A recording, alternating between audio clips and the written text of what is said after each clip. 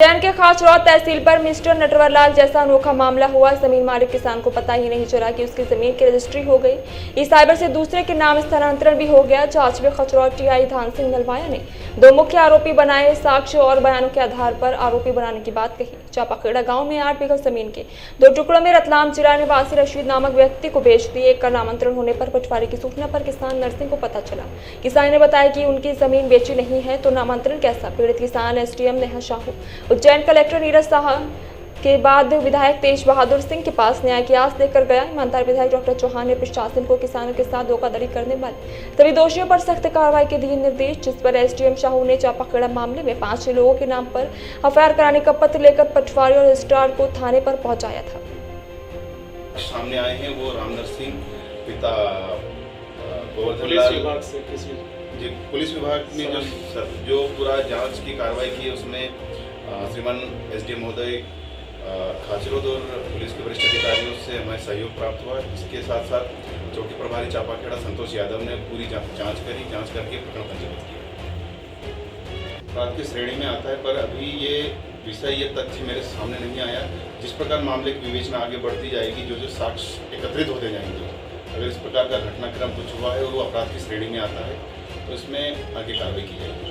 तो रजिस्ट्री फर्जी तरीके से हुई है। जो भूमि विक्रय हुई है उसका भूमि सर्वे क्रमांक है 1333/1 और 1331, जो कि पटवारी हल्का नंबर 11 चापाखेड़ा के जिन फोटोग्राफ्स का उपयोग हुआ है वो फोटोग्राफ्स की तस्दीक की गई। तो वो भाटखेड़ी रोड पर भूमि सर्वे क्रमांक अपना 371 और 372 है और भूमि सर्वे क्रमांक 371 और 372 के जो मालिक हैं और रविंद्र पिता सूर्यकांत पांडे जी हैं, जो कि खाचरौल के निवासी हैं। तो बिल्कुल गलत फोटो का उपयोग करके अन्य भूमि का विक्रय हो चुका है। इसमें जो भी जिम्मेदार हैं वो इस प्रकरण में संलिप्त रहेंगे। सर, ये बात सही है। ठोस सबूत के उन्होंने अगर परिवर्तन किया है तो ये भी एक कुटरचित दस्तावेजों की उसमें संलिप्तता में माने जाएंगे। गलत व्यक्ति की जमीन खरीदने पता की क्या भूमिका होती है, जो भी अपना जो अधिनियम है, रजिस्ट्री अधिनियम है, उसके अनुसार एक क्रेता की क्या कर्तव्य होते हैं, क्रेता को किन किन चीज़ों को चेक करना चाहिए। अगर क्रेता ने इन चीज़ों का पालन नहीं किया है तो क्रेता भी आरोपी बन सकता है। सर, इस मामले में नहीं किया है वो भी इस प्रकरण में संलिप्त है। इसमें राम नरसिंह है और जो परिवर्तित जो कूटचित आधार कार्ड है उसमें केवल नरसिंह लाल है। उनके दोनों के सिर पे ये परिवर्तन करवाया है, क्या वो भी एमपी ऑनलाइन वाला या संदिग्ध दिशा में आएगा? बिल्कुल, जिसने भी इस प्रकार का परिवर्तन बिना आधार के किया है वो बिल्कुल इस प्रकार में संलिप्त माना जाएगा।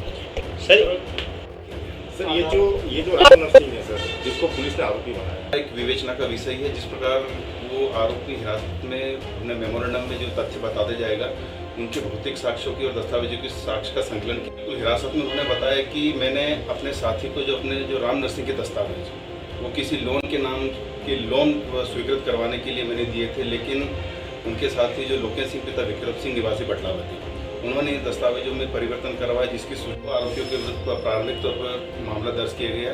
अपराध क्रमांक 507/24 धारा 420, 467, 68, 471 का पंजीबद्ध किया गया है।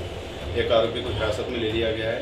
अन्य आरोपी जो इस पूरे प्रकरण में संलिप्त है, जिसमें स्वयं क्रेता, दस्तावेज लेखक और अन्य कोई जो साक्षी जो इसमें संलिप्त थे, इनके संबंध में लगातार विवेचना करके अन्य आरोपी और बढ़ाए जाएंगे। इसके अलावा आसपास जो भी कृषक है जिनके साथ इस प्रकार की घटनाएं हुई है, किसी न किसी प्रकार के जो सफ़ेदपोश अपराधों में संलिप्त व्यक्ति हैं, जो एन कैन प्रकरण अपने नाना प्रकार की चीज़ों का उपयोग करके अवैध लाभ कमा रहे हैं। एक गरीब कृषक को नहीं मालूम रहता है कि यार दस्तावेजी चीज़ों में क्या हो रही है। इस प्रकार के करीब से 3 से 4 आवेदन प्राप्त हुए हैं मेरे पास, जिसकी 1 बाय 1 जांच करके आपराधिक प्रकरण बनता है तो उसमें प्रकरण पंजीबद्ध कर आगे विवेचना करेंगे।